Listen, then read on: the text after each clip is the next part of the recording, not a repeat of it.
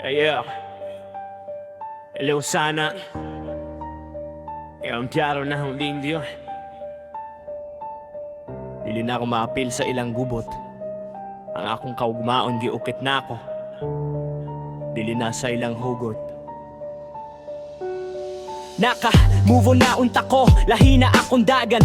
Bagong stilo sa kinabuhi, limpyo na ang huna-huna o pananaw sa tanan. Pero murag bisan asa ko mo ato pangalan gihapon ang gidala. Bisag way labot ang kalibutan na pilgihapon sa istorya. Gingon nila nagbag-o na ko, pero wag gihapon kalimti ang nangagi na akong ngalan. Murag gapilit sa hangin nga dili mabiya sa linti.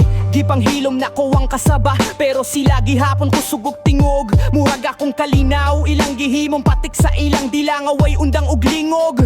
Pero karon, di na ko magpatakag baminaw sa ilang sulti. Kayang tinuod nga pagbag-o dili maapektuhan sa giingon sa uban nga dilipod ko. Kita kung unsa ko karon, ako ra gihapon ang makahibalo. Bisag ilang balik-baliko na akong ngalan sa kasabaa o karon naglakaw nga lahi na dili na pareha sa una. Wala na ko'y pakialam sa ilang mga istorya nga way klaro. Kayang tinuod nga nag-usap, di na kinahanglan ipanghambog sa tao. Gidawit ko nila sa una sa mga binuang og sala. Pero karon ako nang gipili ang kalinaw kaysa drama. Kung ila kong hisgutan aw bahala na sila diha. Kaya nga kung kalaglayan na dili na mo balik sa ilang sala. Karon klaro na ang linya, dili na ko maapil sa ilang gubot. Ang akong kaugmaon giukit na ko, dili na sa ilang hugot. Kung ila kong tawgon, murag tingog ra sa kagahapon. Nga akong gitabunan na giabog na sa bagong panahon.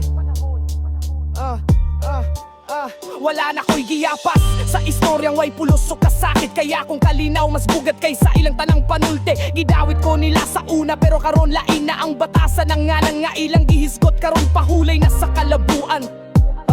Ang ngalan na ako ilang gidala, pero ang tinuod nga ako nakawala na.